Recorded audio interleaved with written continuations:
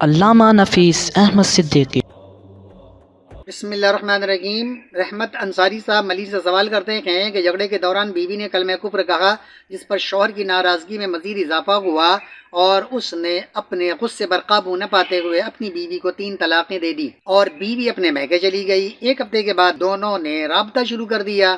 اب ان کے ملنے کی کیا صورت ہو سکتی ہے؟ کیونکہ دونوں ملنا چاہتے ہیں، ان کے 2 بچے بھی ہیں، لہذا ملنے کی کیا ترکیب ہوگی؟ تو محترم رحمت انصاری صاحب، بقول آپ کے جو کچھ آپ نے لکھا ہے کہ جھگڑے کے دوران بیوی نے کلمہ کفر کہا، کلمہ کفر کہنے کے بعد شوہر کے غصے میں مزید اضافہ ہوا اور ہونا بھی چاہیے، تو اور غصے میں آ کر اس نے 3 طلاقیں دی ہیں۔ تو جب بیوی نے کلمہ کفر کہا، بقول آپ کے وہ اس نے کیا کلمہ کہا وہ تو آپ نے نہیں لکھا ہے، بقول آپ کے یہ کلمہ کفر کہا، تو کلمہ کفر کہنے سے نکاح باطل ہو جاتا ہے، ٹوٹ جاتا ہے۔ لہذا جب نکاح ان کا باطل ہو گیا، ٹوٹ گیا، تو اب شوہر مزید غصے میں آ کر جو اس نے طلاقیں دی ہیں اس کے طلاق کا اثر بیوی پر نہیں ہوگا کہ اس نے تو 3 طلاقیں دے دی ہیں، تو 3 طلاق کا اثر اس لیے نہیں ہوگا کہ وہ اس کی بیوی نہیں رہی۔ کلمہ کفر کہتے کہ وہ اس کے نکاح سے نکل گئی یا نکاح ٹوٹ گیا، باطل ہو گیا، تو پھر اب وہ جب اس کی بیوی نہیں رہی ہے تو پھر اس کے طلاق دینے سے بیوی کے اوپر کوئی اثر نہیں پڑے گا، یعنی بیوی کو طلاق واقع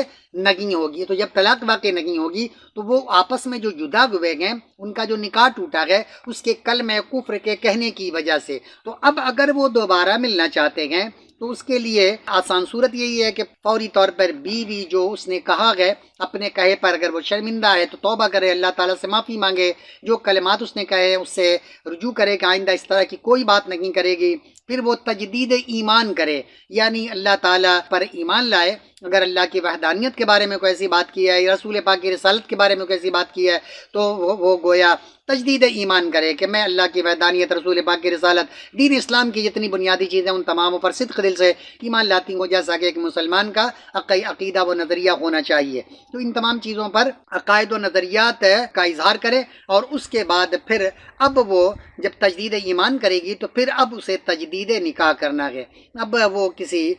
کو لا کر 2 گواہوں کے سامنے نئے مہر کے ساتھ اپنا نکاح دوبارہ اس سے پڑھائے، اور جب میاں بیوی دونوں راضی ہیں تو دوبارہ نکاح کریں، اور اس کے لیے کسی پروسیس کی ضرورت نہیں ہے، نہ حلالے کی ضرورت ہے، نہ اسے عدت گزارنے کی ضرورت ہے، وہ فوری طور پر یہ عمل کر سکتے ہیں۔